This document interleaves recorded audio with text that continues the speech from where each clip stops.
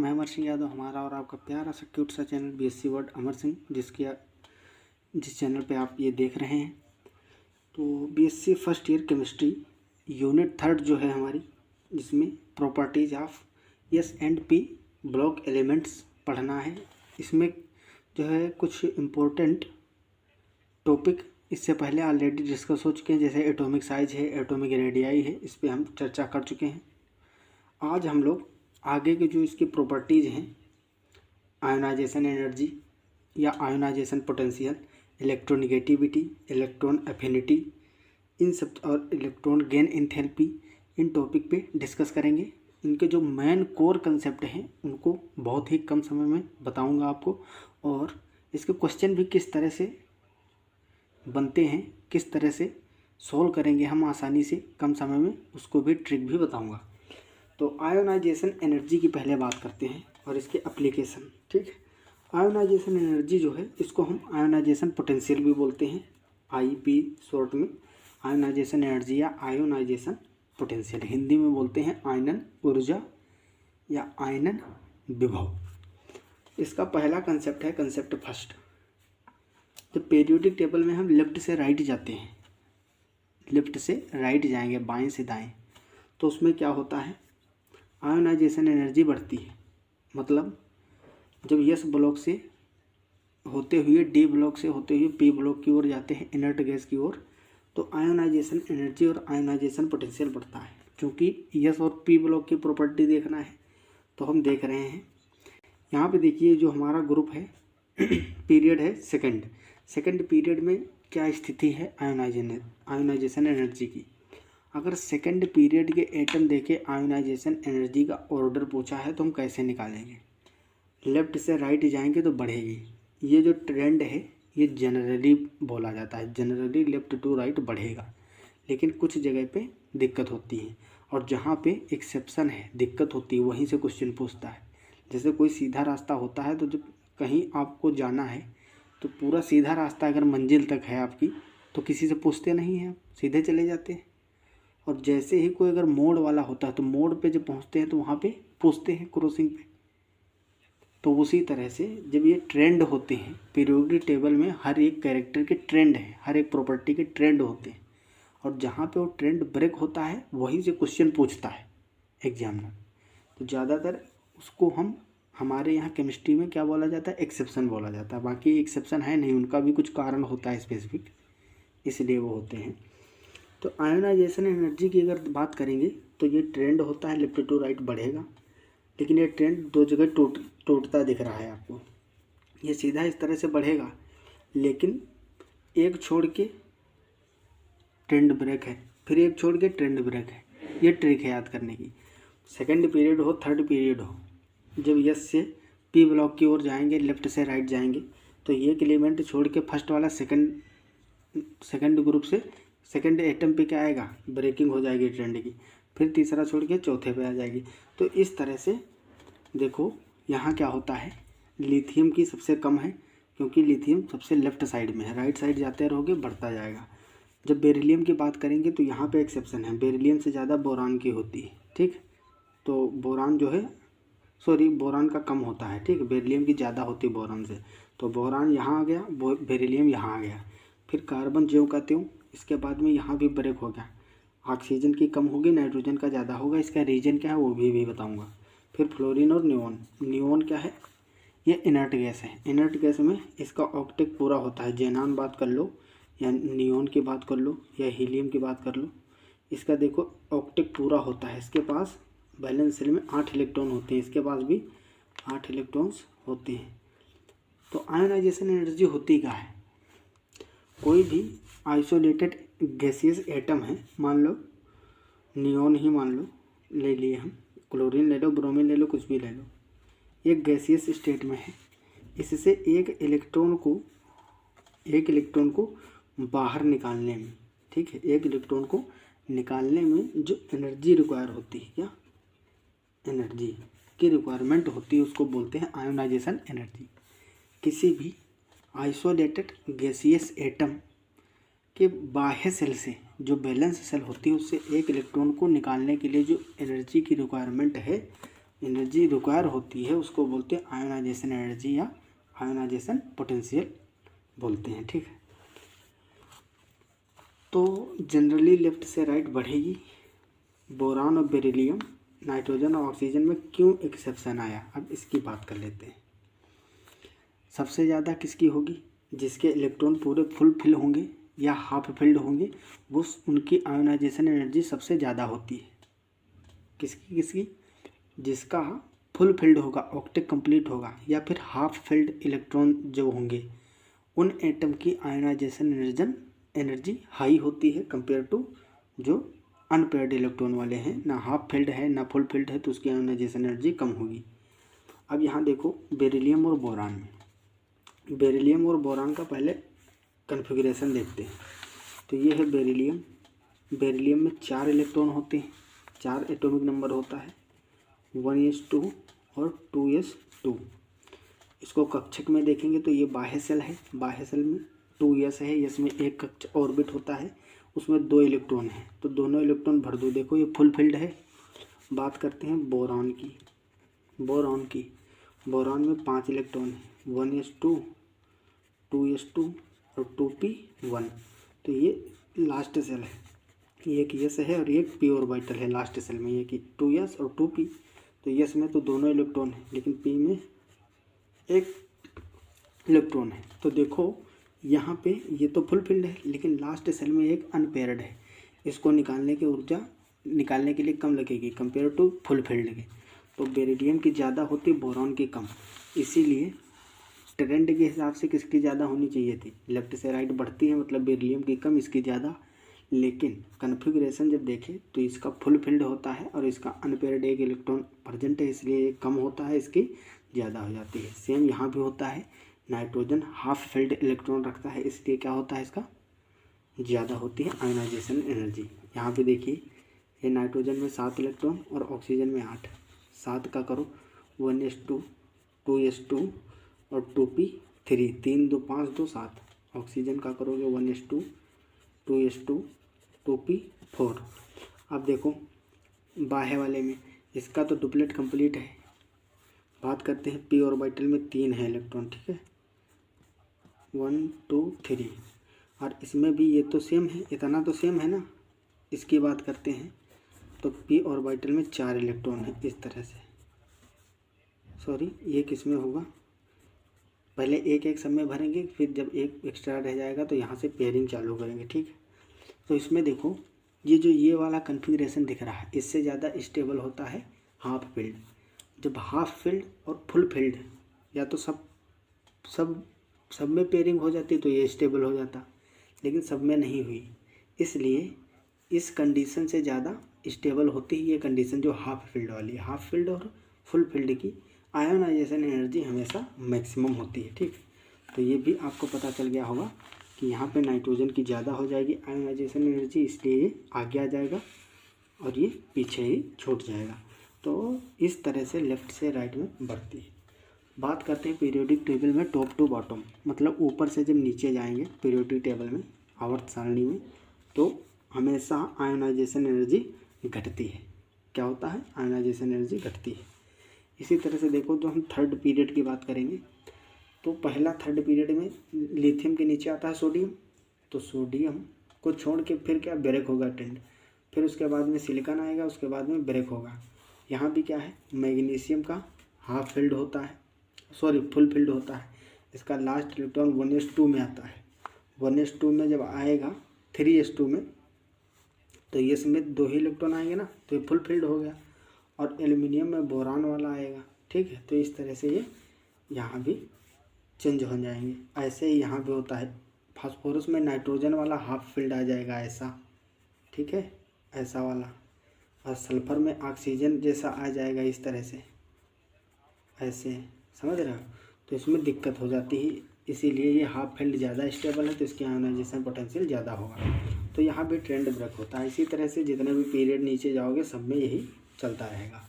Concept second है top to bottom. जब top to bottom की बात करते हैं, ऊपर से नीचे जाएंगे तो आयोनाइजेशन एनर्जी आखिर क्यों घटती है। नीचे से जब ऊपर से नीचे जाओगे तो एटॉमिक नंबर, एटॉमिक साइज सब कुछ बढ़ता है, ऐसे देख लो, हेलिना के रबड़ी से फ्रूट निकला, hydrogen, lithium, sodium, potassium, rubidium, caesium, francium. इसमें देखो जब नीचे जाओगे तो इनका आकार बढ़ता जाएगा, साइज बढ़ेगा, मतलब इसमें सेल नंबर भी बढ़ेगा। सेल नंबर तो बढ़ता है ना पीरियड के साथ में, जब ऊपर से नीचे जाएंगे पीरियड बढ़ेगा, सेल बढ़ेगी, साइज बढ़ेगा, एटॉमिक रेडियस बढ़ेगी, ये सारी चीज़ें बढ़ती हैं। तो इसमें सेल नंबर जब बढ़ता है तो अट्रैक्शन जो है कम होता है। ये है न्यूक्लियस और यहाँ पे इलेक्ट्रॉन प्रेजेंट है, और एक दूसरा न्यूक्लियस है, इसमें 2 सेल हो गई और यहाँ इलेक्ट्रॉन प्रेजेंट है। अब जो प्रोटॉन इस पे अट्रैक्शन लगा रहा होगा और यहाँ पे इस पे, तो जब नज़दीक होंगे तो अट्रैक्शन ज़्यादा होगा और जब दूर हो जाएंगे तो अट्रैक्शन कम हो जाएगा ना। तो जब कम अट्रैक्शन है तो इसको थोड़ी सी एनर्जी दोगे फिर भी ये निकल जाएगा, और इसको ज़्यादा एनर्जी दोगे तब ये छोड़ेगा प्रोटॉन। ठीक है, समझ रहे हो ना बात को। तो यहाँ पे ज़्यादा आयोनाइजेशन की ज़रूरत नहीं है। तो जब ऊपर से नीचे बढ़ोगे तो ऊपर सेल 1 थी, फिर 2 हुई, 3 हुई, तो नीचे जाओगे तो सेल बढ़ती जाएगी, अट्रैक्शन कम होता जाएगा, मतलब आयोनाइजेशन एनर्जी कम होती जाएगी। कम एनर्जी दोगे तब भी इलेक्ट्रॉन निकल जाएगा। वही यहाँ पे मैंने सीधा देखो बहुत ही शॉर्ट समराइज करने की कोशिश की है मैंने। सेल नंबर बढ़ेगा, अट्रैक्शन कम होगा, जिससे कि आयोनाइजेशन एनर्जी भी कम होगी। एक्सेप्शन भी इसमें भी है। Inert gases having highest ionization energy in respective period, जितने भी पीरियड्स हैं उनमें सबसे ज़्यादा, देखो इसमें सबसे ज़्यादा किसकी, नियोन की है। जो थर्ड पीरियड की बात करते हैं तो सबसे ज़्यादा आर्गन की है। ये क्या है, अक्री गैसें हैं, इनर्ट गैस या नोबल गैस भी बोलते हैं। तो ये एक्सेप्शन है, याद रखना। नंबर 2 है आयोनाइजेशन एनर्जी या आयोनाइजेशन पोटेंशियल। गैलियम की ज़्यादा होती है एल्युमिनियम से, इसको भी याद रखना। जैसे हम बात करते हैं बोरान फैमिली की, तो बैंगन, आलू, गाजर इन थैला, समझ रहे हो। बाल गए इंडिया थाईलैंड, या फिर बैंगन, आलू, गाजर इंडिया इन बैंगन, आलू, गाजर इन थैला, इस तरह से याद रख सकते हो इनका। तो इनमें देखो जब नीचे जा रहे हो तो आयोनाइजेशन एनर्जी घट रही है, लेकिन क्या होता है, एल्युमिनियम की ज़्यादा होनी चाहिए, गैलियम की कम, क्योंकि नीचे जाओगे घटेगी। लेकिन यहाँ पे उल्टा हो जाता है, गैलियम की ज़्यादा, एल्युमिनियम की कम हो जाती है। तो ये भी एक एक्सेप्शन है। जितने एक्सेप्शन है वो भी सारे मैंने नोट कर लिए हैं। बात करते हैं बोरॉन फैमिली की, ठीक है, यही गैलियम और एल्युमिनियम वाली। तो इसमें सीधा ट्रेंड याद रखना बोरॉन फैमिली में। एक इस तरह का डब्लू बनाना है आपको। उस डब्लू में खास बात क्या होनी चाहिए, ये वाली जो ये पीक देखो, ये तो पीक है ऊपर वाली, लेकिन ये जो है ये टॉप वाली जो दिख रही है ना, इसमें लास्ट वाली टिल जो है ये मिड वाले से थोड़ी ऊपर होनी चाहिए। जिस पोजीशन पे ये है ऐसे ही रखोगे तो सही आएगा। अब यहाँ से देखो सबसे ज़्यादा बोरॉन की है, फिर थैलियम की है, उसके बाद में गैलियम की है, फिर एल्युमिनियम, फिर इसके बाद में एंडियम। आपको पता ही होगा। इस तरह से एक डब्लो बनाओ और उस पर सीधा रखते चले जाओ ग्रुप के अकॉर्डिंग, जो पीरियड के अकॉर्डिंग, बोरान, फिर एल्युमिनियम, फिर गैलियम, फिर इंडियम, उसके बाद में थैलियम। तो इस तरह से आप निकाल सकते हैं कि ठीक है। फोर्थ वाले में बात करेंगे। फोर्थ पॉइंट जो है, चौथा पॉइंट, इसमें क्या है, इसमें 3D की, इसमें जो डी ब्लॉक एलिमेंट है उनकी भी बात कर ली मैंने। वैसे जनरली ये सब पी ब्लॉक की प्रॉपर्टी पूछेगा तुम्हारे में, लेकिन जान लेंगे, थोड़ा नॉलेज एक्स्ट्रा हो जाएगा तो क्या खराबी है। डी ब्लॉक की बात करेंगे तो 5D का सबसे ज़्यादा होगा आयोनाइजेशन एनर्जी, फिर 3D का होगा, इसके बाद में 4D का होगा। इसके डिटेल में नहीं जाएंगे क्योंकि हमारे सिलेबस से बाहर है। अगला है electron affinity. Electron affinity and इसके एप्लीकेशन। इलेक्ट्रॉन एफिनिटी की बात करें तो ये क्या होता है, जस्ट आयोनाइजेशन एनर्जी का उल्टा होता है। आयोनाइजेशन एनर्जी मैंने बताया था, किसी भी आइसोलेटेड गैसियस एटम से एक इलेक्ट्रॉन को रिमूव करने के लिए जो एनर्जी रिक्वायर होती है उस एनर्जी को बोलते हैं आयोनाइजेशन एनर्जी।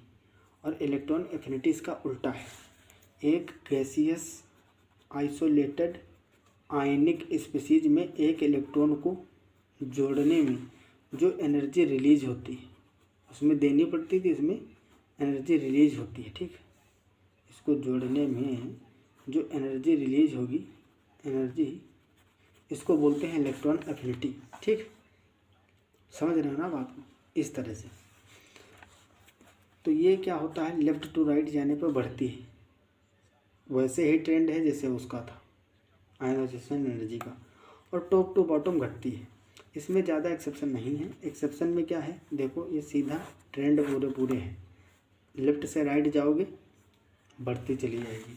हैलोजन की बात करोगे यहाँ पे दिक्कत है। और बांध के रख लो ये बात, कभी मत बोलना इस चीज़ को, हैलोजन पे ही इलेक्ट्रॉन एफिनिटी हमेशा पूछता है। तो ऊपर से नीचे जाओगे जब, तो क्या होता है, घटता है जनरली। टॉप टू बॉटम घटेगी ना, टॉप टू बॉटम घटती है, लेकिन क्लोरीन एक्सेप्शन है। देखो इस तरह से fluorine, chlorine, bromine, iodine, statin ऐसे होता है ना, ऊपर से नीचे जाओगे घटेगी।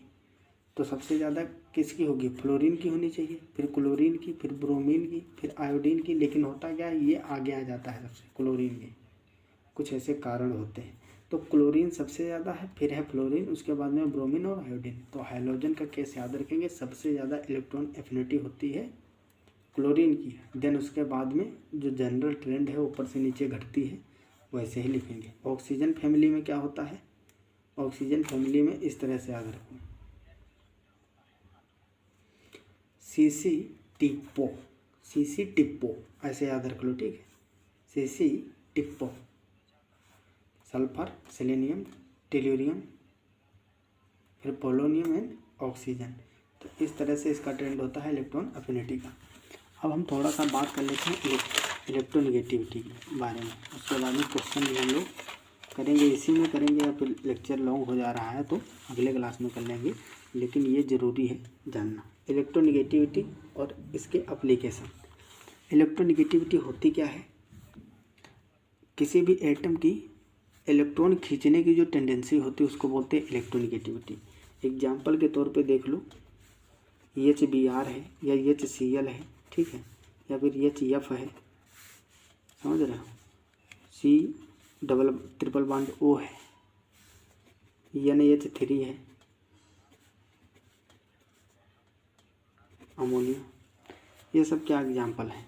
ये पोलर होते हैं मॉलिक्यूल। पोलर क्यों होते हैं, ड्यू टू इलेक्ट्रोनिगेटिविटी, क्योंकि अब इसमें देखो इसकी इलेक्ट्रोनिगेटिविटी ज़्यादा है हाइड्रोजन से, तो ये इलेक्ट्रॉन के अपनी ओर खींचने की टेंडेंसी रखता है।